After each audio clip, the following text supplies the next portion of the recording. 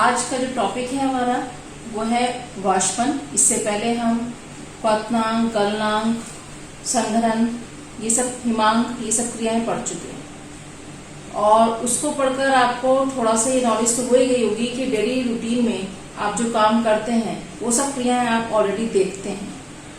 ये क्रिया जो है जो अब हम आज पढ़ रहे हैं ये भी आपकी सब देखी हुई है, केवल इसको क्लियर करना जरूरी है। अब इसमें जो वाष्पन है, वाष्पन क्या है, इससे पहले वाले टॉपिक में हमने पढ़ा क्वथन। क्वथन क्या होता है कि जब हम पानी को गर्म करते हैं तो वो उबलने लगता है, तो वो उबलने की क्रिया क्या कहलाती है, क्वथन। यहाँ वहां पर भी क्या था कि जो द्रव था वो किसमें बदल रहा था, वाष्प में बदल रहा था। वाष्पन भी वही क्रिया है। वाष्पन में भी द्रव जो होता है वो वाष्प के रूप में यानी कि गैस के रूप में चेंज होता है, लेकिन अंतर इतना है कि जो क्वथन की क्रिया होती है, क्योंकि जब आप पानी को गर्म करने के रखते हैं तो वो एकदम से नहीं उबलने लगता, धीरे धीरे जब उसका टेम्परेचर उसके बॉइलिंग पॉइंट तक पहुंचता है तब वो उबलने लगता है, ठीक है। लेकिन जो वाष्पन की क्रिया होती है ये क्वथनांक, जैसे कि पानी 100 डिग्री सेल्सियस पर उबलता है तो उसकी क्वथनांक से कम ताप पर, क्वथनांक से कम ताप पर जब कोई द्रव गैस के रूप में बदलने लगता है तो वो क्रिया क्या कहलाती है, वाष्पन कहलाती है। इसके एग्जाम्पल आप देखते हैं, जब बारिश होती है गड्ढों में पानी भर जाता है, कुछ टाइम बाद वो पानी सूख जाता है। जो कपड़े हैं आप सुखाने के लिए डालते हैं वो सूख जाते हैं। आपकी बॉडी से जो पसीना बाहर निकलता है वो कुछ समय बाद सूख जाता है। या फिर कोई परफ्यूम की जो बॉटल है अगर हमने उसे खोल दिया है या उसको अगर हमने टाइट से नहीं बंद करा है तो वो उड़ जाएगी। या फिर जैसे कि आप नेल पेंट लगाते हैं तो वो भी अगर खुला छोड़ दें तो वो भी सूख जाएगी, क्योंकि उसमें स्प्रिट होती है और स्प्रिट जो होती है वो तेजी से वाष्पन कर उड़ जाती है बहुत कम टेम्परेचर पर। तो ये सब क्रियाएं हैं वाष्पन की जो कि हमारी डेली लाइफ में होती हैं।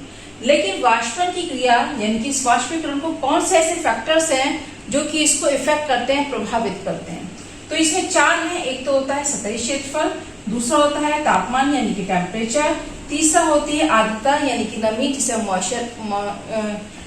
मॉइस्चर कहते हैं, और चौथी होती है एयर यानी कि वायु।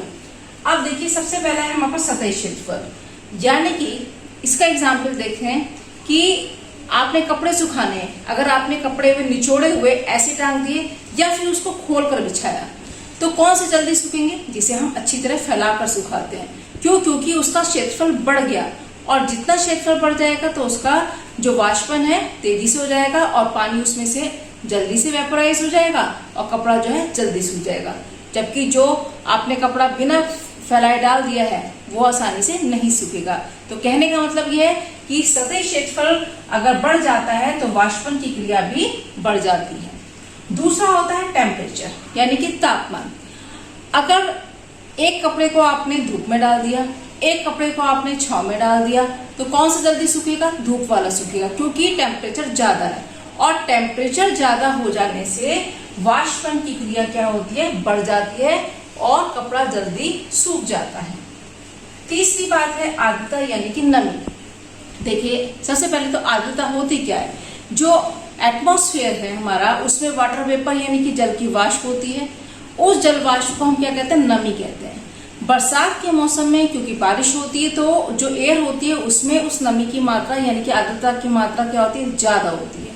जबकि जब गर्मियां होती हैं, जब बारिश का मौसम नहीं होता तो उस एयर में जल की मात्रा क्या होती है, कम होती है। तो जब वो जल की मात्रा ज्यादा हो जाएगी तो क्या होगा कि वाष्पन की क्रिया कम हो जाएगी। जैसे कि आप ये देखें, एक कपड़ा गीला है, आपने उस पर पानी डाला, उसे एब्जॉर्व कर लिया, लेकिन अगर हम उस पर ज्यादा पानी डालेंगे तो वो एब्जॉर्व नहीं कर पाएगा। उसी तरह जब एटमॉस्फेयर में जो है नमी ज्यादा है, उसमें ऑलरेडी पानी की मात्रा एयर में इतनी ज्यादा है तो वो गीले कपड़ों में से और पानी को एब्जॉर्व नहीं कर पाएगी।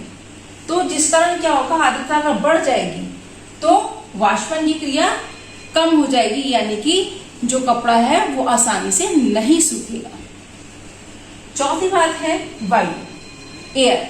अब आप खुद समझ सकते हैं कि जब हवाएं तेज चलती हैं और तेज हवा में कपड़ा जो है वो जल्दी सूख जाता है, और जब हवा नहीं होती तो कम सूख पाता है, मतलब देर से सूखता है, ठीक है। अब ये तो हो गए हमारे वाष्पन को प्रभावित करने वाले कारक। अब इसके बाद हम पढ़ेंगे कि वाष्पन और क्वथन में अंतर क्या होता है। अभी हमने बताया आपको,